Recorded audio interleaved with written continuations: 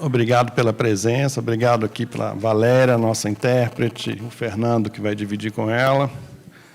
Então, agradeço aí demais a realização desse projeto, que é feito através da Lei Federal de Incentivo à Cultura, né, a Lei Rouanet, com nossos patrocinadores ali, a CBMM, o Itaú e a Rede, e a parceria cultural com o SESC em Minas. E vários ali apoiadores que fazem isso acontecer, fora uma equipe incrível, a começar pela Flávia, essa turma da técnica que está aí, é um batalhão de pessoas trabalhando, dando sangue para que tudo aconteça com isso aí. O festival é feito de muitas parcerias, colaborações, uma delas importante é com a Vento Leste, editora, que editou esse livro aí do Lucas, está aí a Mônica, que é diretora, que eu diria, como se chama, Mônica? Faz tudo, é que nem eu aqui. Aventureira, que nem apaixonada pela fotografia. Hoje nós temos aí alguns autores que ela edita, ela está com um lounge lá na Vila Foto em Pauta, com uma programação muito bacana, inclusive o Lucas vai estar lá de novo, o Cristiano, que eu estou vendo aqui, mais outros que eu não estou lembrando, e a Mônica também viabilizou a finalização do filme da Morim Biziliar, que vai ser exibido amanhã. E, para nossa surpresa, eu estou vendo aqui na plateia a Morim Biziliar, e quero dar palmas para ela, gente.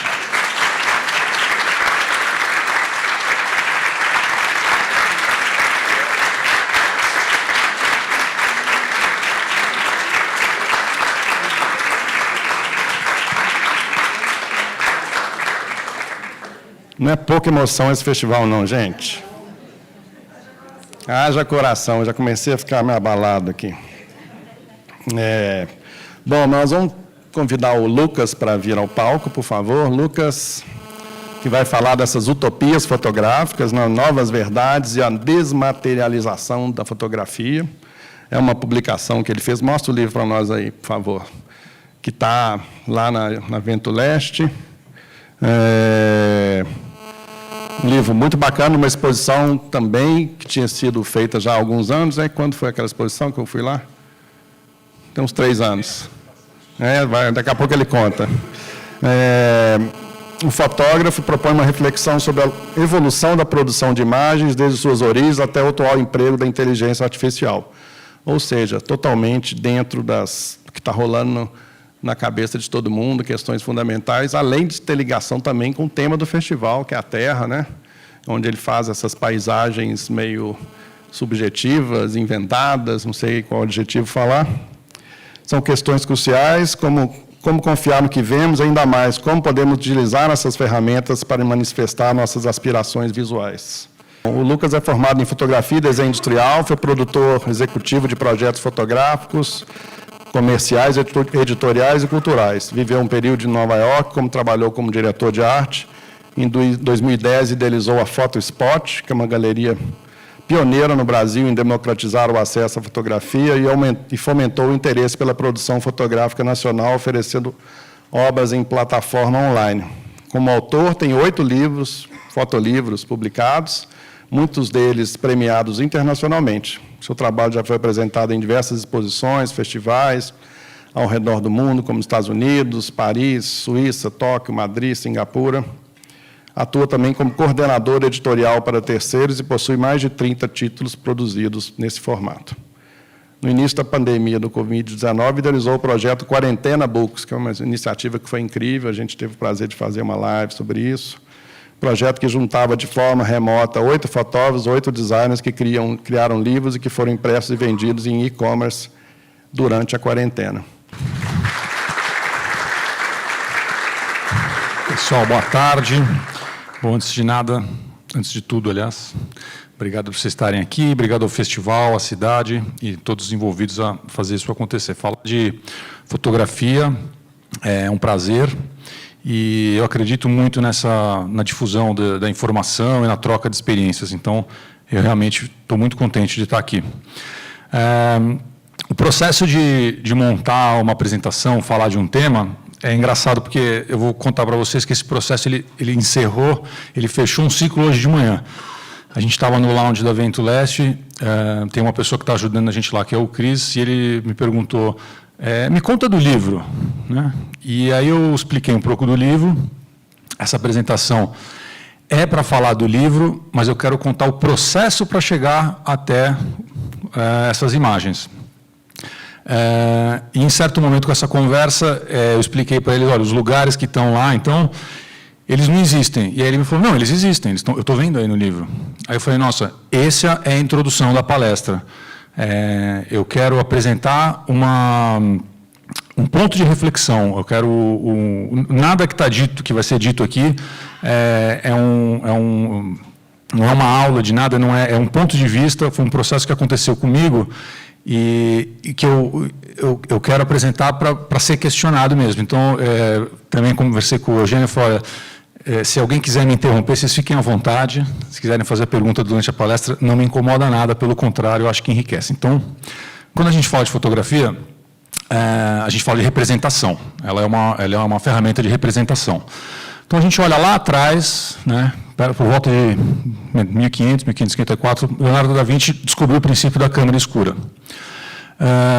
Se você tem inúmeras referências, enfim, todas as datas e os dados que estão aqui podem ser questionados do ponto de vista que pode ser um século para cima, um século para baixo, mas o ponto é antigo, é muito antigo. E, como a gente sabe bem, a imagem é refletida ali ao contrário. Isso era usado, foi uma febre no Renascimento, porque era uma maneira de representar a realidade. Eles criavam as câmeras escuras, apontavam para o assunto e utilizavam isso para realizar as pinturas, né? Então, os artistas eles concebiam e representavam o mundo. Esse é o ponto da câmera. Depois disso, em 1816, houve o primeiro registro da imagem. Em 1824, de fato, a fixação da imagem. E esse aqui, eu até coloquei o logo ali do museu Niepce, porque essa é uma data polêmica da criação da fotografia. Então, a título do exercício, eu optei em utilizar essa data, porque o que aconteceu aqui foi justamente a invenção da fixação da imagem, a capacidade da gente registrar a realidade e levar isso e mostrar para uma outra pessoa, ou transportar isso de forma prática. Pelo menos na época, mais prática do que a pintura. A câmera escura evoluiu, entram alguns elementos que nós, fotógrafos, somos mais acostumados, como a lente, o espelho 45 graus, e essa ferramenta continuou em uso para essa representação do presente, para esse artifício de, vamos dizer assim, a cópia da realidade. E aí, se tiver historiadores na plateia, eu já peço perdão pela simplicidade da linha do tempo, ridiculamente simplificada, fiz questão de colocar ali, porque com essas imagens a gente consegue entender um pouco o que a fotografia realmente impactou o mundo das artes, da representação da realidade. Então, assim, na Idade Moderna Clássica, a gente tinha alguns movimentos, estão citados aí Renascimento, Romantismo, Barroco, o Realismo, né? Então, as pinturas todas eram retratos da realidade. A partir do século XVI, 17, perdão, 16, o que está errado isso aí? Errei, né? Errei. Bom, o importante é o último terço daquele período, tá? Peço desculpas ali, não passou na revisão.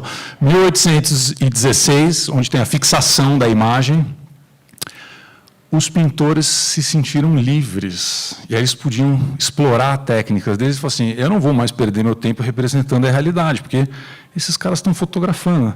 E aí vem as vanguardas europeias, a gente teve o modernismo brasileiro, mas o ponto é, uma técnica conhecida, ou a técnica utilizada, que é a pintura, seja ela com a câmera escura ou não, ela foi destruída, porque ficou possível usar essa técnica para fazer o que eu quisesse, o que tivesse na minha cabeça. Eu estava livre, os artistas estavam livres para representar o mundo como eles queriam. Até aqui, tranquilo?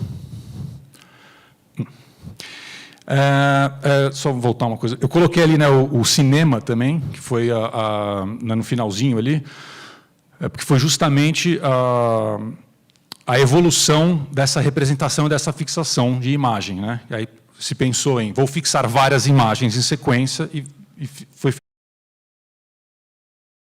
são familiarizados com essa imagem aqui, com esse filme. É a primeira... vamos ver se eu consigo dar o play, ou se não... Essa é a primeira exibição do cinema, de um cinema pelos irmãos Lumière. E essa filmagem ela é verdadeira. As pessoas ficaram com medo do trem chegando. A realidade estava representada e vinha com força, e elas não sabiam o que fazer e saíram correndo. E isso foi 70 anos depois da fotografia. Se a gente pensa de novo naquela linha do tempo, foi muito rápido.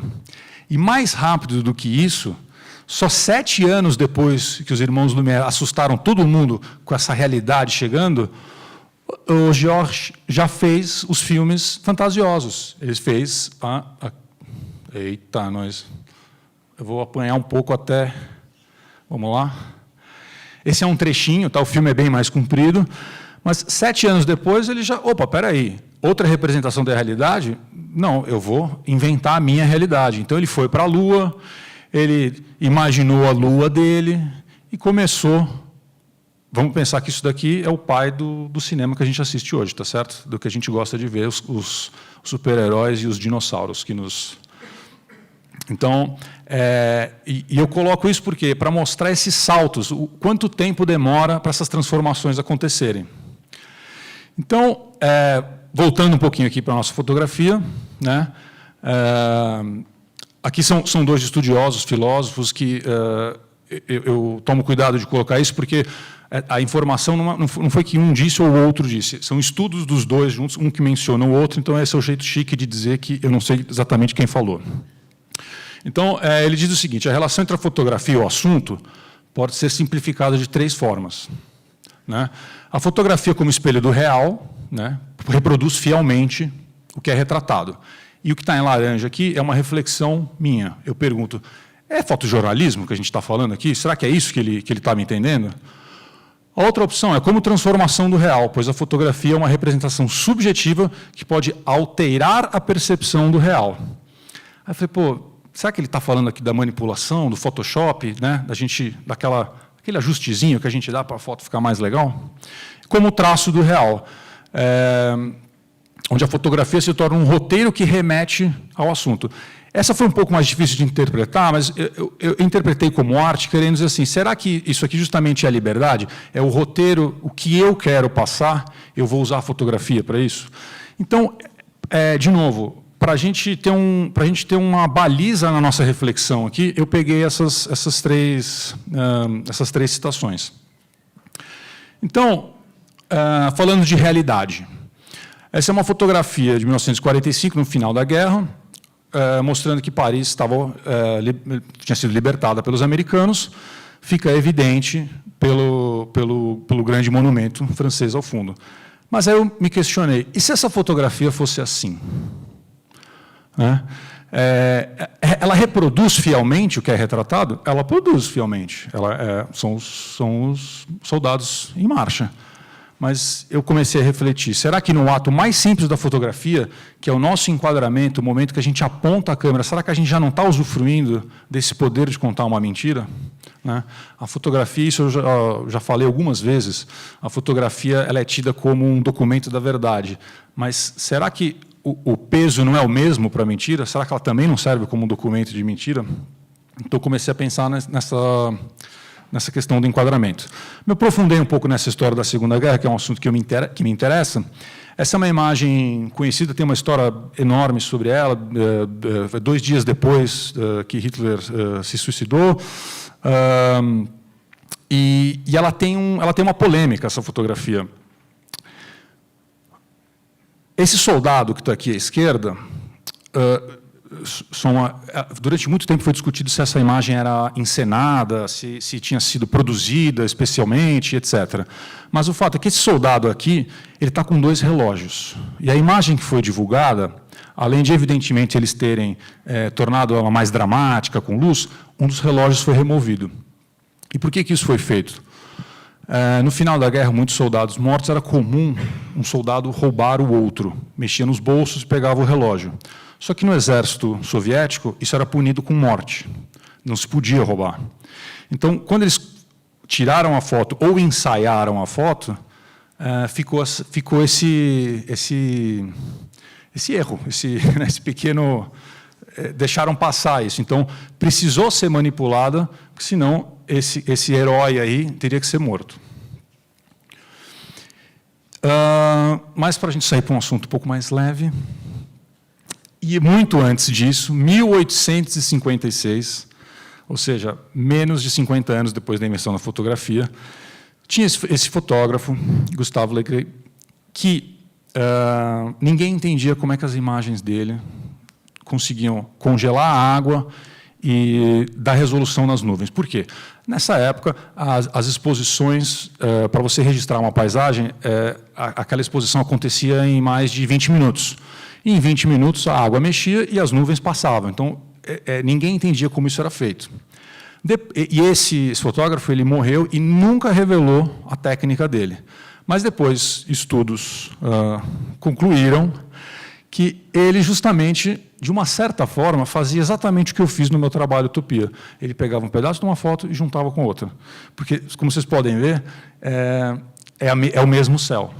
Então, ele na ampliação, ele recortava, ele fazia uma foto do céu, fazia uma foto da praia, e assim, ao longo da vida dele, ele foi montando essas paisagens. Então, a Utopia nasceu aqui já. Eu não inventei nada. E por aí vai, né? Essa é uma fotografia também, Harry Schank, que, na verdade, é um ato artístico. Isso é importante, por quê? Um roteiro que remete ao seu assunto, como naquelas citações que eu apresentei. O Yves Klein ele tinha um interesse, ele queria passar uma mensagem. Então, ele falou, eu preciso saltar de um lugar e fingir que eu vou me estatelar no chão. Então, reproduz fielmente o que é retratado, altera a nossa percepção do real e está passando aí a mensagem dele.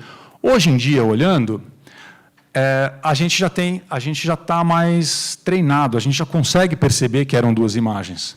A gente já consegue entender que esse recorte foi feito.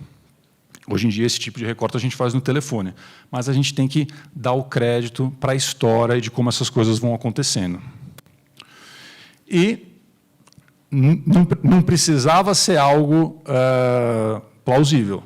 Desde sempre, o pessoal era criativo. Então, essa é uma fotografia de 1950. As duas imagens que eu vou apresentar aqui, elas são da coleção do Museu do Metropolitan Museum de Nova York. Os autores são desconhecidos, então, provavelmente eram amadores, entusiastas da fotografia, e o pessoal já estava se permitindo imaginar e realizar e representar a realidade que estava na cabeça deles. Então, eu estou tentando apresentar aqui assim, um arco desde o momento que a fotografia nasce, assim como a pintura, como uma ferramenta para a realidade e como, ao longo do tempo, a gente vai transformando isso, dobrando isso, recortando isso para representar as nossas vontades, a vontade do artista, a vontade do fotógrafo. Então, eu coloco aqui também, a imaginação não tem limites. O mundo físico tem limites. E a fotografia, ela existe em ambos, existe nessas duas instâncias. Então, a fotografia não encontra o limite físico que foi imaginado pelo seu autor. Então, eu imaginei Tóquio junto da praia no Brasil. A fotografia não encontrou esse limite físico. Seria impossível, mas aqui aconteceu. Então, isso fez parte, isso aqui está resumido aqui, mas foram 5 anos de maturação e organização de pensamento. Né? E aí, para falar um pouquinho da fotografia contemporânea, essa imagem do Gursky, um dado curioso, acho que é uma fotografia que atingiu, em algum momento, foi a fotografia mais cara do mundo. Pensando ali nas citações, reproduz fielmente, altera a nossa percepção e tem um roteiro que remete à vontade do Gursky. E ele fala abertamente que essa fotografia é retocada. Ela fala, tinha pessoal passeando cachorro, que me atrapalhava muito, e tinha uma fábrica que eu não queria. Então, ele nunca escondeu o fato de que isso é uma montagem. Né? Cindy Sherman é uma figura também que todas as imagens são autorretratos. A mesma coisa, ela está alterando a percepção do real, porque é um personagem, ela está passando a mensagem dela, cada personagem tem uma história para contar, né? Ela está brincando com a nossa percepção do real. E aí, para finalizar, não sei se vocês conhecem esse fotógrafo Abelardo Morel, né? Ele é cubano-americano e o trabalho dele é muito interessante porque dá a volta justamente na câmera escura. Ele transforma os ambientes em câmera escura. Então, ele encontra um quarto em Nova York, por exemplo, ele fecha tudo, deixa tudo preto, coloca uma lente e deixa a imagem refletir na parede. Aí ele faz esta fotografia. Então, é como uma fotografia da fotografia. E ele deixa a coisa de ponta cabeça. Então, também o nosso é super real. Essencialmente fotografia, a mais pura possível, que é a câmera escura. Mas ele está alterando a nossa percepção do real. E aí, a gente entra um pouquinho na parte da inteligência artificial. Não sei se todos estão familiarizados com a história dessa fotografia. Essa fotografia ela foi vencedora do prêmio Sony. E, na cerimônia, o fotógrafo recusou o prêmio, porque ele falou, essa fotografia eu fiz na inteligência artificial, não tem lente envolvida. Isso fui eu que imaginei isso. Né? Então, hoje a gente tem a inteligência artificial, como qualquer outra nova ferramenta, como aconteceu com o digital, como aconteceu com o Photoshop, que cada vez melhora, a gente se assusta. Né? Então, esse tipo de situação eu acho extremamente marcante e importante a gente prestar atenção, porque a gente precisa tomar a decisão de como nós vamos usar as ferramentas. Né? Então, eu achei que foi uma coisa interessante que ele fez. Ele chamou a atenção para o trabalho que ele teve para fazer essa fotografia, mas ele recusou o prêmio porque ele falou, não é fotografia. A gente pode até entrar aqui na discussão se é ou se não é, porque é um bom assunto, mas eu estou falando aqui o que ele apresentou. Então, isso, agora, na minha percepção, eu digo, para mim é o paradoxo da mentira. Né? De uma coisa completamente imaterial, a gente cria uma fotografia. E está aí. Essa modelo ela não existe. Essa modelo é totalmente feita em inteligência artificial. Então, mas a verdade é que essa fotografia é falsa. Então, a gente está, de fato, perante um paradoxo. O nosso cérebro não está desenhado para entender isso. Então, é confuso. E aí vem a corda esticada, as coisas mais incríveis ou absurdas, né? Cabe aí, cada um completa como acha mais conveniente. Esse Channel One, vocês podem até, depois aparece o site, eles dão a notícia com imagens 100% geradas por inteligência artificial. Essa redação não existe, esses repórteres não existem. Tá? Então, é curioso como eles usam para promoção, é uma maneira mais pessoal. Apesar de não ter nenhuma pessoa, é uma maneira mais pessoal. Então, você vê, a força ali é a inteligência artificial. Mas eu acho que é interessante colocar como uma nota de rodapé, isso aí não é um uso criativo, isso é um serviço. Né? Mas não deixa de ser muito assustador. E como toda ferramenta, e essa é muito recente, e uma outra ferramenta que também nos assustou, que foi a internet e a difusão de todas essas imagens, dessas informações, tem gente usando para tudo. Então, por exemplo, esse cara aqui, o Dobrokotov, ele expandiu fotografias de álbuns famosos. Então, aqui o álbum do The Clash criou essa rua, esse gato passou na frente, vai saber por quê.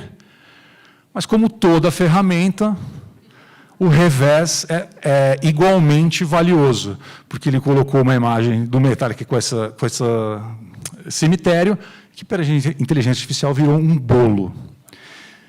Então, E tem essa que é minha predileta, que ele teve o trabalho de colocar na inteligência artificial e a inteligência artificial só expandiu o azul. Então, eu coloco um pouco assim para a gente, antes de ter medo da novidade, a gente saber que se não tiver o autor atrás, a ferramenta não vai fazer nada sozinha, não vai, né? E por que eu, pessoalmente, vejo a inteligência artificial assim e não fico tão apavorado? Nós, fotógrafos, autores, criativos, e quando eu digo criativos, recentemente eu li um livro, se você está com fome em casa e abre a geladeira, você já está sendo criativo. Nós somos criativos, você vai escolher lá o que combina para matar a sua fome. Então, não estou falando única e exclusivamente de nós, artistas, mas assim, a humanidade é criativa. A gente sente e analisa depois. A inteligência artificial nunca vai poder fazer isso.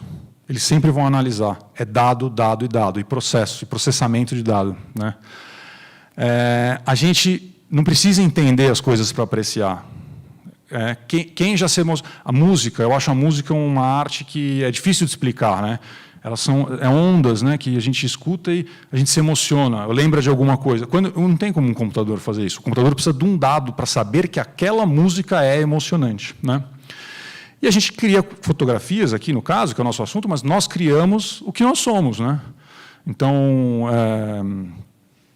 qualquer um arquiteto, um pintor, isso o computador nunca vai replicar. E a gente tem um benefício maravilhoso, que é o benefício de saber menos. A gente tem o benefício de fazer as coisas por instintos. A gente tem o benefício de não saber porque fez e fazer. E o computador nunca vai ser assim. Ele sempre vai depender de informação, de alguém colocar o dado lá dentro. Então, eu enxergo diferenças muito importantes nesses processos de criação de imagem. Tudo bem? Todos aqui, maravilha. Então, com todo esse recheio, eu vou agora contar para vocês, de fato, o processo pelo qual eu passei e a história dessa série, como as coisas foram acontecendo. Quando eu comecei a criar essas imagens, não se chamava Utopia. O livro tinha um outro nome, que era Alpha Cities, as cidades perfeitas. E, à medida da evolução, depois vocês vão entender por que eu vou explicar, a gente chegou a esse nome, então eu queria destrinchar o que é utopia, né? Foi criado pelo Thomas More, em 1516, e, basicamente, é a junção de duas palavras, o não e o lugar, né? Então, se você for interpretar a palavra realmente, utopia significa o não lugar. Mas aí, voltando para a experiência de hoje de manhã, eu falei lá para o Cris, não existe, são os não lugares. Ele fala, não, existe, eu estou vendo aqui. Pô, estamos de novo aqui no embrólio da realidade, né? Então, começou em 2015. Na época de 2015, eu ainda trabalhava na Fotospot, na galeria. O Jorge Bodansky entrou lá e falou, eu tenho essas imagens da cidade de São Paulo, queria fazer alguma coisa. E uma coisa que me chamou muita atenção nas imagens é que São Paulo não tinha árvores. Na década de 70, você pegava a região, assim, Ibirapuera, Morumbi, as árvores não existiam. As árvores são grandes hoje, né, tanto que elas caem na chuva, né, mas eu achei muito árido São Paulo. E o Cássio, que foi meu sócio, tem uma grande coleção de imagens aéreas, eu falei, vamos procurar mais ou menos parecido. Eu falei, gente, olha como a gente vive reclamando, né, que São Paulo, cidade de concreto e tal, mas tem muito mais árvore hoje. Então, isso deu esse gatilho da dicotomia. Essa galeria Carbono justamente me fez um convite para criar uma obra específica para esse tema, dicotomia. E aí eu fiz esta imagem. Essa é a primeira imagem da série. Tá? É uma fotografia da Faria Lima, em São Paulo, com um morro de Campos do Jordão. E eu pensei, vou misturar ali na fumaça, vai ser mais fácil e tal. Aí eu falei, estou cheio de foto com neva, vou fazer isso pra caramba. Comecei a fazer. Aí fiz essa outra. Na situação da galeria, eu fui desafiado a fazer uma foto que não fosse só um quadro. Então, essa imagem virou esse objeto. Também eu gosto de mostrar, porque esse processo criativo é legal quando entra outras pessoas e te provoca. Então, conseguimos trabalhar com acrílico e madeira e tal. E aí, eu fui no meu arquivo e falei, puta, estou cheio de foto de névoa e tal, estou cheio de foto de cidade, comecei a juntar loucamente uma atrás da outra. E aí eu comecei a perceber que era legal, assim, eu vou colocar uma árvore que não existe no Brasil. Então, por exemplo, essa é uma floresta típica europeia. Então, pô, quem prestar atenção já vai sacar que eu estou provocando aqui. E aí, gente, eu perdi a mão, fiz muita foto com névoa, muito. Tá. Tive que editar, e comecei a ficar... Que é uma coisa difícil, a gente falar, bom, chega disso, né? Então, essas são as primeiras. Aí a névoa foi dissipando, ela foi terminando, foi sumindo. Comecei a... Imagens muito antigas, muito antigas. Por exemplo, essas fotografias, elas têm 16 anos, as minhas primeiras câmeras digitais. Isso eu acho também uma coisa muito interessante, que às vezes a gente faz a fotografia e um dia ela vai servir para alguma coisa. A criatividade e essa vontade de fazer o novo permite a gente ressignificar muita coisa. Então, teve esse mergulho no meu arquivo. E aí eu desencanei da névoa. Eu falei, chega. E comecei a perceber que o importante era acertar a luz. Que se eu acertasse a luz, essa mentira ia ficar muito mais bem contada. Então, aqui eu juntei, por exemplo, Paris com uma plantação de milho. Você mostra para um francês, eles ficam doidos, não conseguem entender o que aconteceu, como é que essa plantação de milho foi parar aí. E aí... Fomos juntando imagens cuja a luz permitia essa mentira. De novo, uma imagem... Essa aqui do trator tem mais de 15 anos até. Essa é bem antiga, essa fotografia.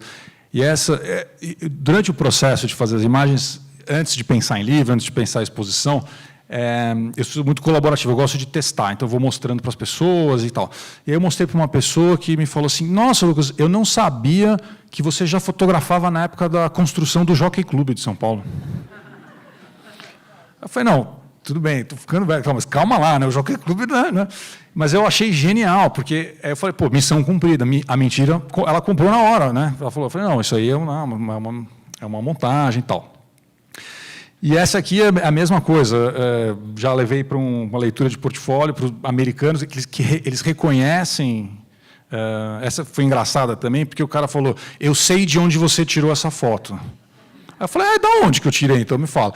Então, e é isso que me diverte, e é isso que eu busco, é isso que eu quero que o trabalho provoque.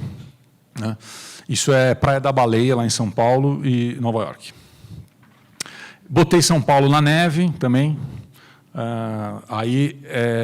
Enfim, para quem está mais familiarizado, bate o olho e sabe que é São Paulo, fala, pô, mas quando que nevou, né? E foi adiante, misturando também outras capitais, né? Bastante. Teve uma época também do trabalho que para mim era importante que fossem cidades muito habitadas, com grande população, que eu queria aproximar.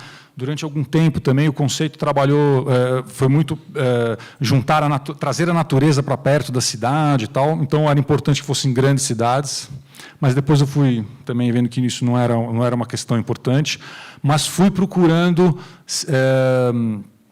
paisagens mais curiosas, mais interessantes, né? Aí também veio a ideia de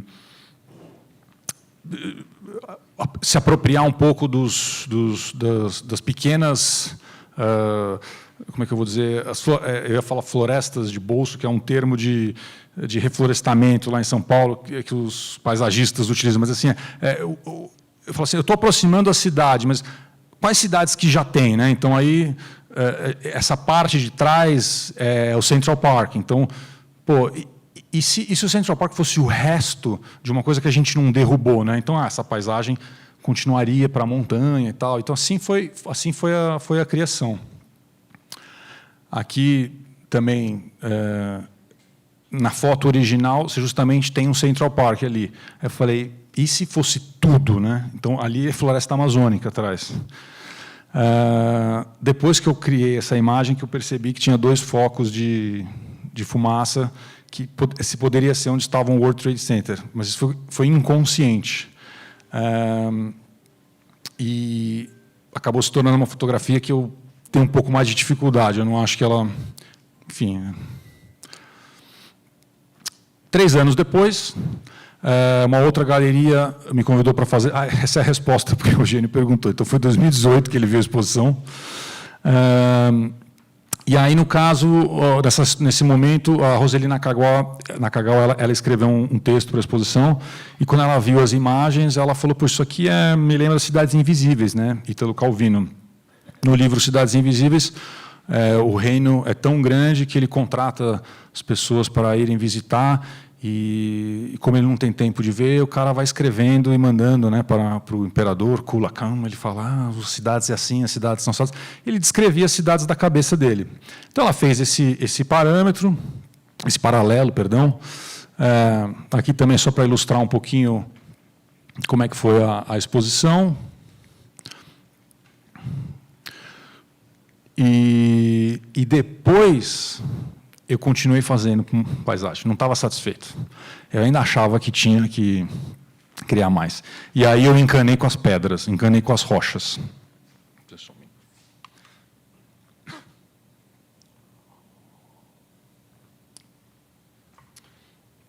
Então eu comecei a criar, me afastei dessa ideia da natureza próxima, da árvore próxima da cidade, e comecei a explorar as paisagens de pedra. Então, aqui eu coloquei, isso é Turquia e Londres. Depois eu aproximei as pedras das praias com cidades europeias. Curitiba, botei Curitiba no meio também da Capadócia. Aqui é a mesma coisa. Então, o trabalho teve a fase das paisagens de pedra. E depois também eu comecei a perceber, eu queria inverter a proporção. Falei, vamos deixar as cidades menores também. Aí, então, comecei a criar também imagens que tivessem essa distância um pouco. Eu estava muito preso à natureza-cidade. Estava muito biplano. Eu queria que a coisa fosse mais ampla. Aí, em 21, houve esse convite para fazer um livro para uma editora francesa. Eu destaco a experiência, porque foi a primeira vez que eu não tive absolutamente nenhum controle criativo sobre o livro. Ele é um livro muito diferente, que são apenas 250 cópias, que vem com um pequeno print, mas foi muito legal para poder levar o trabalho lá no Paris Photo. E aí, um ano depois, como disse o Tim Maia, esse livro veio à mão. O livro que me chegou... Nossa, espera aí, gente, que está...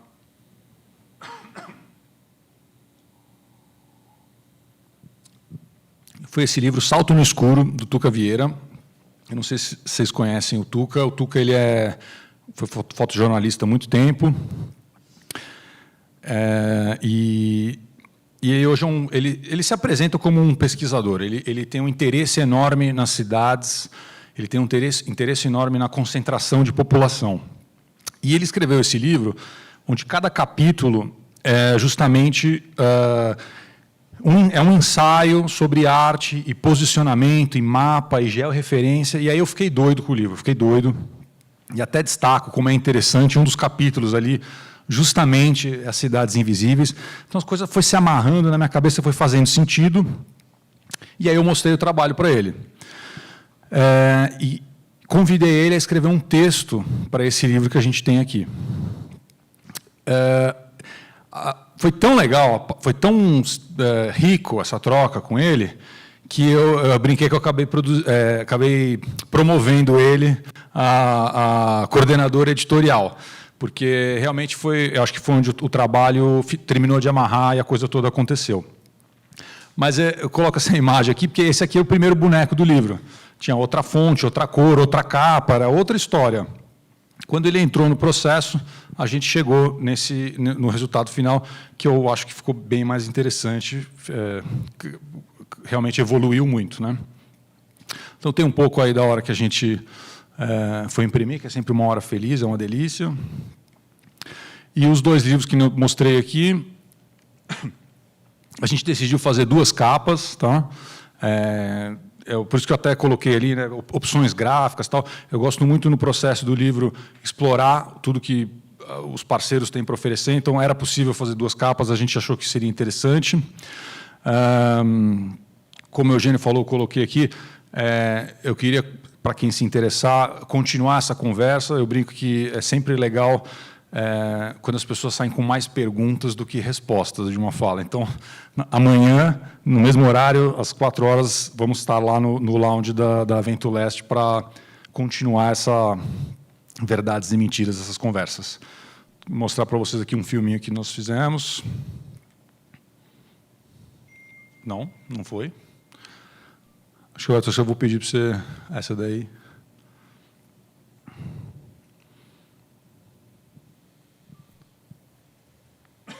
Os conceitos de velocidade e distâncias foram distorcidos pela minha geração. Inebriados pela internet, abraçamos com paixão a desmaterialização de praticamente tudo, de produtos, serviços, informações e da própria fotografia. Agora uma foto viaja instantaneamente, transformando-se em dados e pixels, percorrendo distâncias antes inimagináveis. Explorando essa premissa e mergulhando numa geografia afetiva, faço aqui a minha reflexão acerca das emoções que os lugares e os espaços que habitamos nos despertam. As fotografias apresentadas nessas páginas retratam endereços intangíveis, ao mesmo tempo que estão ancoradas em precisas coordenadas de georreferenciamento, na tentativa de capturar as distâncias tanto físicas quanto virtuais. Nesse sentido, são imagens que buscam ir além da representação de cidades reais ou fictícias.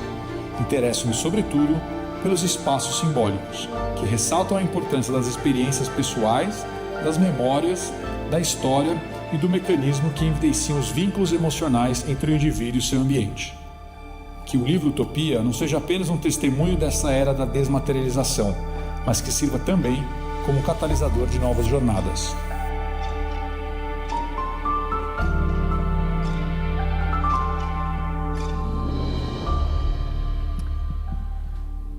Aqui que está o salto final, né? Não o salto no escuro, o salto foi aí que essa parceria deu fruto. Foi aí que o Tuca, num momento, ele falou: mas você tirou todas essas fotos, né? Eu falei: eu tirei, eu viajei, está no meu arquivo faz tempo e tal. Ele falou: esse é um ponto importante, né? Porque existe ainda assim, eu não abri mão do ato da fotografia, eu não abri mão de carregar o equipamento, montar o tripé, estar no lugar e fotografar, né? Porque, claro que eu já entrei nas ferramentas de inteligência artificial e digitei coisas para tentar fazer as minhas próprias imagens. Quero ver a construção do Jockey Club em São Paulo, para ver se saía a mesma coisa, né? Eu poderia ter pego essas imagens na internet, poderia ter pego, né? Mas existe esse processo todo, existe essa vontade de colocar todas essas emoções, todas essas ideias, todas essas trocas no trabalho, né? Então, a minha ideia aqui foi justamente mostrar para vocês que um trabalho desse leva tempo e assim, é muita gente envolvida, é muito pensamento, vários processos, né? E não sei se vocês repararam, naquele primeiro livro, Cinza, essa era a imagem da capa, né? E essa imagem, para mim, eu mostrei para vocês a primeira, né? Essa foi a última imagem do trabalho. E essa é uma imagem que eu fiz, aliás, é Minas Gerais, aqui embaixo. Eu fiz essa imagem porque eu sou fascinado por esses prédios que tem na entrada de São Paulo, à direita, na Marginal. Eu acho eles me fascinam. Então, quando eu peguei Covid, eu fui fotografar os prédios, porque eu estava sozinho e podia ir para lá, ficar na rua e estava vazio, era 1º de janeiro, 6 da manhã, é importante dizer isso também. Então, na minha cabeça, essa imagem é que embalava tudo isso, né? Então, também no processo tem um momento que você precisa abrir mão das coisas, tem que desconstruir, e, enfim, é assim que o livro nasceu, e é assim que o livro existe. Então, é isso, é um trabalho que ele tem a terra, né? Ele tem o cenário, ele tem o ambiente como pano de fundo, mas ele eu estou usando muito essa palavra, mas ele é ancorado nessa capacidade da fotografia de contar mentira. E aí eu fui processando isso e percebi que outros trabalhos meus também têm isso, né? O meu trabalho anterior, que é o Still Life, que são animais empalhados, que até 2 anos atrás eu falei sobre ele aqui no festival, ele também gera essa dúvida se os animais estão vivos ou não estão, né, se são empalhados. Então também tem uma mentira ali. Então é interessante, a gente vai se conhecendo também, né, como artista e como os processos vão acontecendo. Então, pessoal, é isso. Utopia é isso. E vou ficar super contente se vocês quiserem continuar a conversa lá no Lounge da Vento Leste. E, claro, se tiverem qualquer dúvida, se quiserem concordar ou discordar, estou aqui para responder.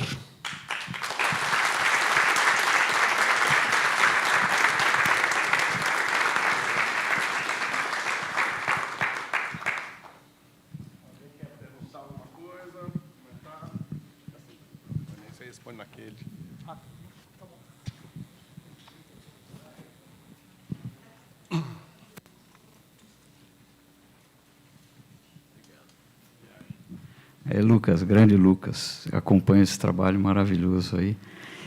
Obrigado, foi ótimo. Só acho que tem uma coisa aí que eu acho que você fez uma afirmação perigosíssima. Você falou que o computador não sente ainda. Daqui a pouco vai sentir. Alô? Eu acho que... acho que sim, João, você tem razão, mas eu estou ainda confiando um pouco que eu não vou ver isso. Então, eu estou falando, o computador não vai sentir enquanto eu estiver por aqui. Eu acho que tudo pode acontecer de fato mesmo, a gente não tem limite, né? A velocidade que está acontecendo, a evolução, é bem assustadora. Mas eu sou um otimista, então eu ainda estou torcendo por nós aqui, eu estou torcendo para os humanos, para a gente ainda ter um handicap, né? Tem uma vantagem ainda. Ô, Lucas, eu vi que você faz essa junção de imagens, mas você é bem fiel à imagem feita, né, por você. Então, assim, o céu você continua azul, né, você não transforma o céu em vermelho, verde, enfim. Eu queria saber, assim, até que ponto você tem esse comprometimento com a imagem real, né? Porque você está contando uma mentira pequena, né? Você está juntando duas coisas. Mas você não fez questão de alterar a imagem inicial, né? Você poderia ter colocado um céu vermelho, sei lá, né? Um prédio de cabeça para baixo, enfim. Até que ponto vai ser o compromisso com essa verdade e com a mentira, né? Perfeito, legal, obrigado aí. Boa pergunta. O compromisso não é exatamente o meu, não é o do Lucas, é o compromisso do trabalho, né?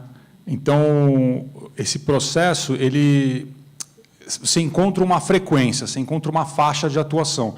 E a faixa que eu quis operar é na faixa da dúvida, né?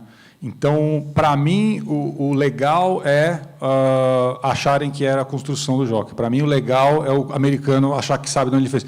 Porque pareceu verdade. Que nem você falou, é uma mentirinha. Parece verdade, né? Então, eu não queria que fosse uma coisa chocante. Eu não queria que fosse uma coisa que destoasse com a realidade. Então, é totalmente intencional mesmo. Aqui. Hoje de manhã eu vi teu livro, rapidamente e sem óculos. Eu acreditei em tudo, absolutamente tudo. E tem cenas que você está andando a cavalo num pasto com gado e você vê a cidade perto. Então, eu achei totalmente viável e factível. Obrigado. Eu vou... É um bom mentiroso. Eu vou deixar nos oftalmologistas o livro, então todo mundo chega lá e fica vendo. Não, mas eu queria destacar uma coisa que eu não falei, assim, vocês vão ter o livro em mãos em algum momento, espero, e vocês vão ver que eu resolvo contar a verdade uma hora. Mas mesmo a verdade eu não entrego de bandeja. Então, no livro tem as fotografias originais, a matriz, né, a matriz de cada imagem, mas não tem os lugares, não tem os locais, né? Mas tem uma informação ultra precisa, que é o posicionamento, que é a coordenada, né? Então, isso é para justamente celebrar esse deslocamento, celebrar que eu tive naquela coordenada, mas não é para contar a mentira de uma vez, entendeu? É que nem você assistir eu fiz a brincadeira do cinema aqui, né? Todo mundo saiu correndo porque achou que era verdade. Imagina você termina de assistir o Jurassic Park, você fica na porta, não existe, vocês sabem, né? Dinossauro não existe. Pô, acabei de sair da magia aqui, né? Então, por isso que eu digo, é nessa frequência da meia verdade, meia mentira.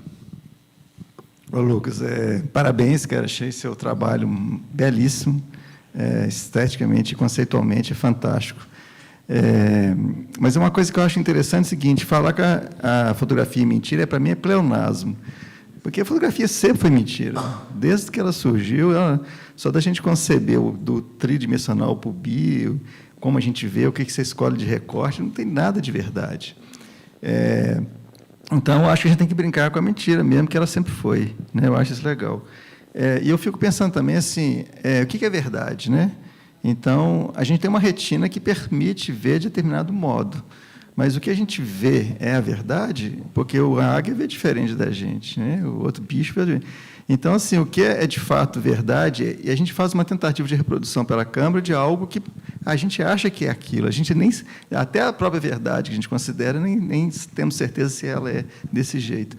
E eu acho bacana esse jogo que você faz, essa percepção e essa curtição que você tem da pessoa achar que é o Joaquim, por exemplo, porque o Éder Queodeto me fala uma coisa que eu acho muito bacana. Ele fala assim, não importa o que a imagem seja, importa o que ela parece ser. Essa que é a oportunidade de quem vê a foto e joga para ele, através do seu background, de percepção daquela imagem, o que aquela imagem traz para ele. Então, eu acho que isso é muito bacana. Assim, a sua imagem, ela traz para mim uma coisa muito gostosa e bacana, não baseado no que não importa o que ela seja de fato, como o Éder fala, mas o que ela me parece ser é muito interessante. Então, parabéns, cara. Valeu. Pô, obrigado. Enquanto você estava falando, eu estava pensando uma coisa aqui, né? Não sei, eu vou falar do seu trabalho, mas não sei se as pessoas conhecem. Eu não gosto de falar do trabalho, fala você do seu trabalho rapidamente, para eu poder complementar. Lucas, obrigado. Eu sou o Gui Mazzoni, de BH, né?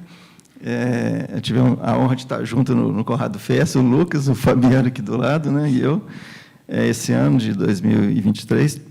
Eu sou médico, ultrassonografista, filho de fotógrafo, e vi fotografia a vida inteira, mas eu sempre quis ser médico, e aí apaixonei foi com ultrassom, porque ultrassom é fotografia. Mas a gente precisa fazer ultrassom para ver o que está acontecendo. Precisa. Porque precisa saber o quê? A verdade ou a mentira que está acontecendo lá com o paciente? Mas a imagem do ultrassom é uma bela da mentira, porque ela é representativa. Ótimo. Ela é representativa de um órgão, de um feto, de Perfeito. algo. Ela não é imagem, porque o ultrassom, na verdade, é a transformação de som em imagem. Legal. Através do cristal que tem aqui em Tiradentes, em Minas Gerais, tanto quartzo que nós temos aqui, e o ultrassom surge a partir do choque que se dá no quartzo, né? É fantástico.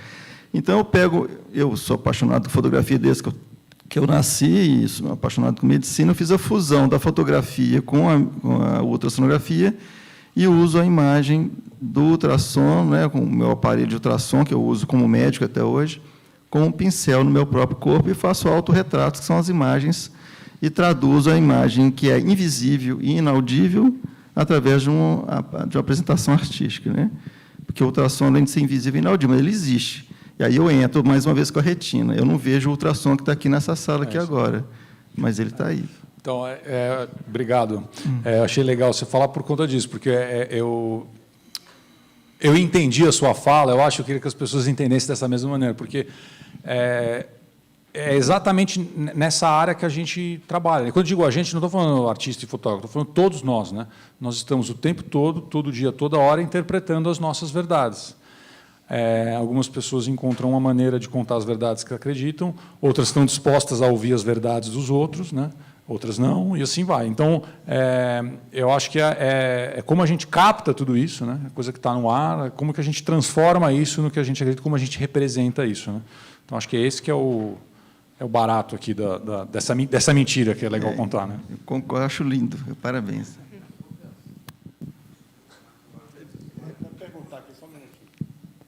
Lucas, parabéns.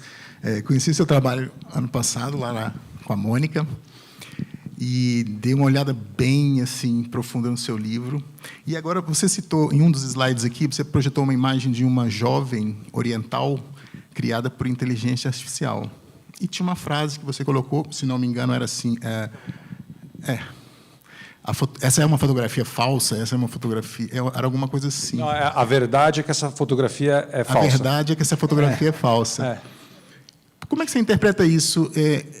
Isso é uma fotografia falsa ou é uma realidade virtual, ou é uma criação virtual verdadeira? Será que isso é fotografia? Até que ponto isso vai ser chamado de fotografia? Porque isso vai mudar tão rapidamente que nós talvez esquecer disso como fotografia e criar uma nova nomenclatura para isso, né? Deixa eu só...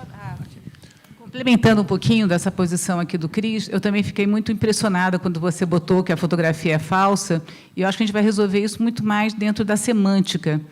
Nem toda imagem será uma fotografia. Então, é só uma questão da gente saber classificar daqui para frente o que é fotografia, talvez seja assim, exatamente o que é a imagem.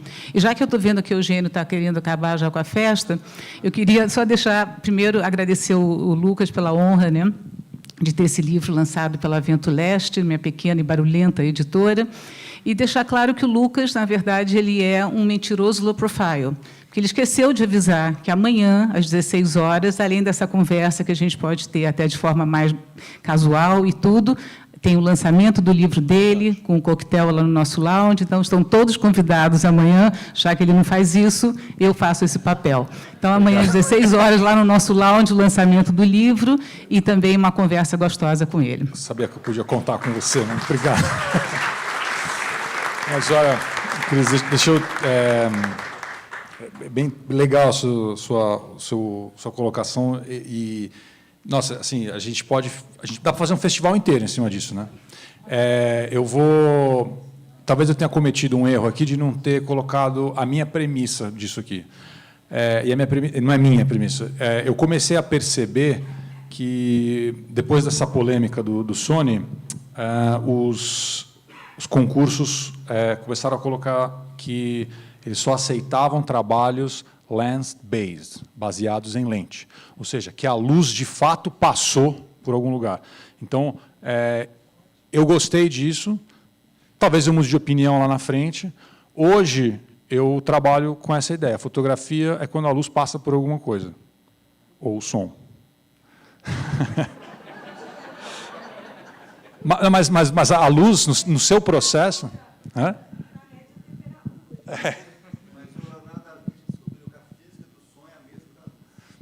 Então, você me liberou do... Ainda bem. Mas é curioso, porque a gente precisa de uma baliza, né? Eu assumi essa para não ficar louco, né? Por isso que eu digo, talvez eu mude lá na frente, né? Mas esse negócio do paradoxo, da mentira, também é meio uma zona de conforto, porque é fácil para a gente... O paradoxo permite que você conviva em paz que aquilo existe e é falso, ou que você está chamando de mentira, né? Então, é por isso que eu quis provocar um pouco com isso, sabe? Não. Bom, eu acho que tem mais um comentário ali, depois mais duas perguntas e a gente encerra. Não, eu queria... Acho que esse assunto é infinito, óbvio, mas eu só queria chamar a atenção para o seguinte: essa desclassificação da fotografia como documento é perigosíssimo e é errada, né? Para resumir, porque a fotografia é essencialmente um documento. Por isso mesmo, os fotógrafos podem mentir. Quem mente são os fotógrafos, não é a fotografia. Isso seria como dizer que a linguagem oral, porque existem mentirosos, toda a fala é mentirosa. Isso é um erro. Então, é uma redução por absurdo. Isso se deve a Susan Sontag e seus amigos, que quiseram desvestir o rei e dizer, olha, não acreditem em tudo que vocês estão vendo, mas eles foram além e falaram essa coisa que eu acho exagerada, de dizer que toda fotografia é falsa. Se a fotografia toda fosse falsa ou mentirosa, ela não teria prestado o serviço que ela vem prestando ao longo dos tempos, inclusive libertar a pintura para que a pintura pirasse. Então, acho que é uma afirmação leviana, no sentido em que ela não é relativizada. Então, é isso aí. Não, João, eu entendi o que você falou. Gostei. Mas a minha pergunta, agora, para a gente refletir, quando você fala a fotografia não é mentira, não, o fotógrafo não é mentiroso, a fotografia que já não tem um paradoxo ali? Bom, mas também, ou uma ou outra, não é uma fase paradoxal?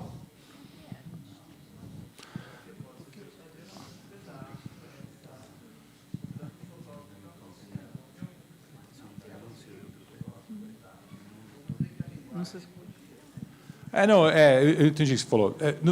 Você não pode ser simplista e... Exatamente. Mas é por isso que precisa do contexto todo. Então. Legal. Lucas, aqui. Olá. Bom, parabéns, primeiramente. Graças, obrigado. Eu escutei muito tua fala falando de luminosidade, a luz, a cidade. Eu não vi nenhuma foto noturna, né? É uma pergunta essa também. Eu não sei se aqui no Brasil estão dando Perfect Days, do filme de Wim Wenders, o alemão. Está aqui rolando.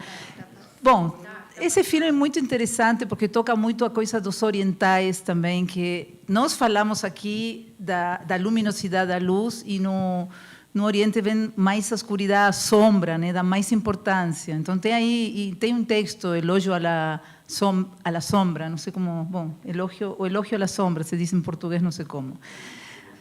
Isso. Então, a pergunta para entender teu trabalho, você não trabalhou na noite, não fizeste esse trabalho com a noite, somente dia, são fotos disparadas feitas durante o dia. Desculpe o portunhol, tá? Também. São fotos feitas de dia. Tem algumas noturnas, mas eu não gostei. Não tem, eu tirei. Ok. Jamais verão. Era para saber isso. Estão enterradas nos meus HDs. Mas tem algumas aí escondidas. Eu experimentei umas 3, assim, mas não funcionava e chegou um momento também do trabalho que tem uma preocupação da unidade formal, das tonalidades, né? Eu sou apaixonado por livro, a gente falou disso também, então até vou contar um spoiler rápido. Assim. Tem 2 fotos que destoam no livro, é a primeira e a última.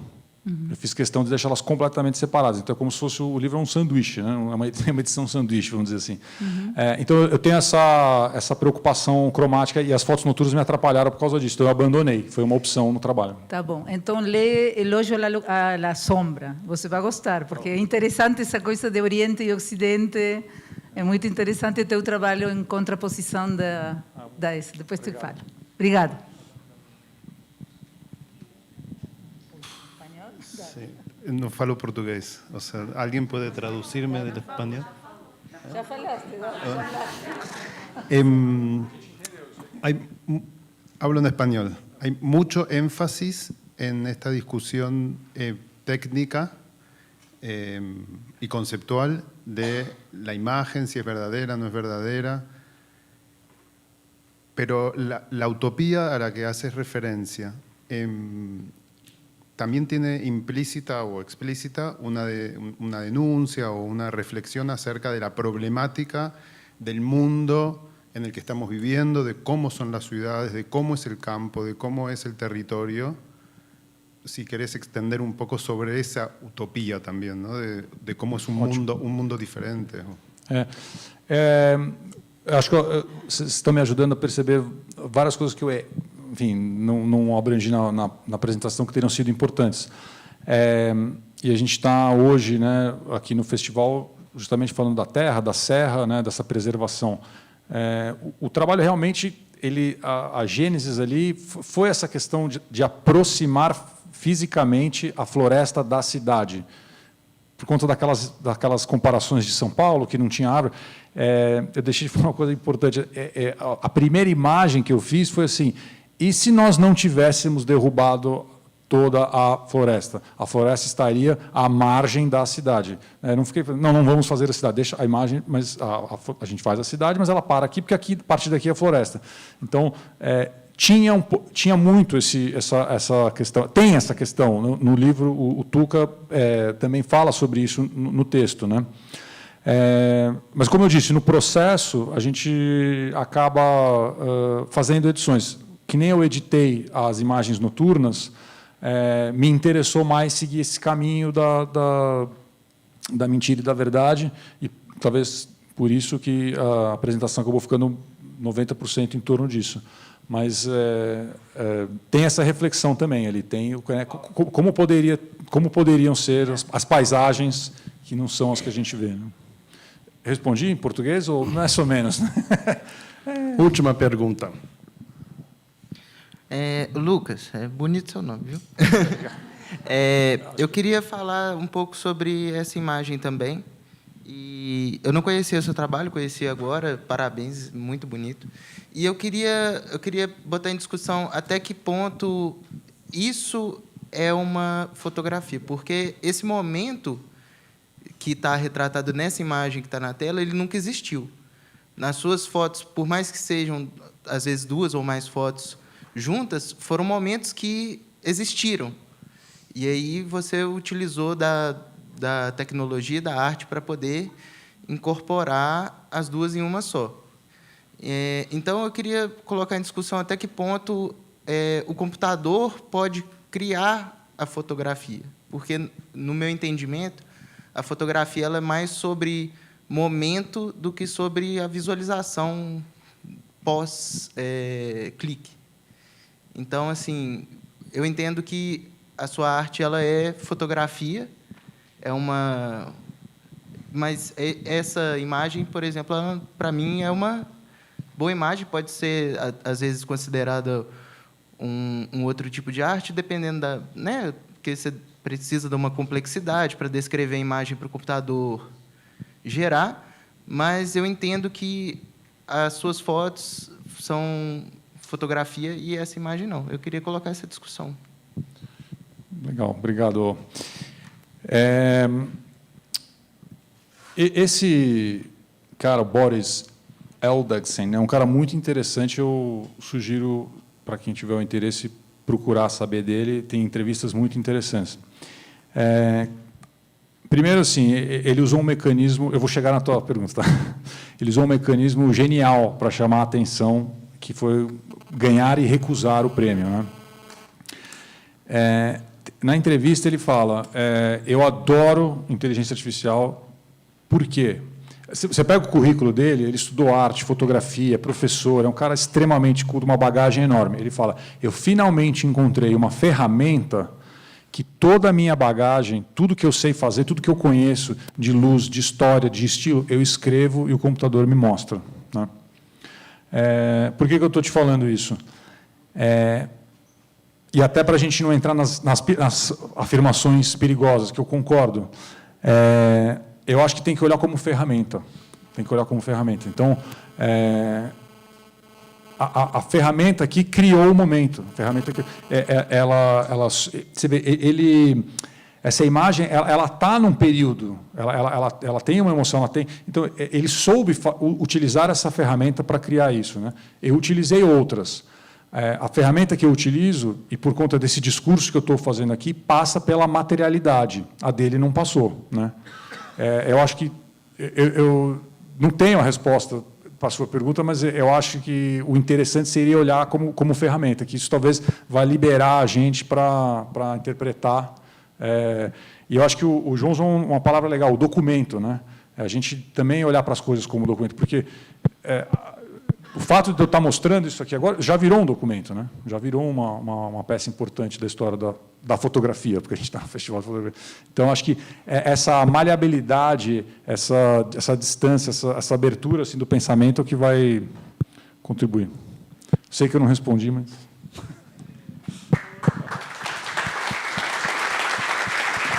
Obrigado. A Maureen quer fazer uma pergunta. Quando você lançou, uns meses atrás, esse livro, muito belo, aliás, você também projetou as fotos. Hoje, eu acho, para nós, faltou ver as fotos. Porque você falou das fotos, mas se tivesse visto, ou talvez você poderia agora abrir o livro e mostrar as fotos. Obrigado. Que bom que você tem testemunhas, que é um momento alto da minha carreira aqui. Para eu mostrar as fotos. Eu vou estender o convite para o lounge, para onde vários livros estão à disposição para vocês verem, porque eu vou usar um gancho aqui. Olha como a materialização é importante, né? A vontade que você está me expressando é de ver a fotografia em suas mãos, né? Então, a gente utiliza todas essas ferramentas, mas, no fundo, a materialização ela é importante. O livro viaja, o livro a gente entrega para alguém, dá de presente, enfim, perpetua, obrigado. Então, para que o que a Maureen está sugerindo, isso aconteça, eu convido todos para ir lá no lounge da Vento Leste para pegar em mãos. Obrigado, Maureen.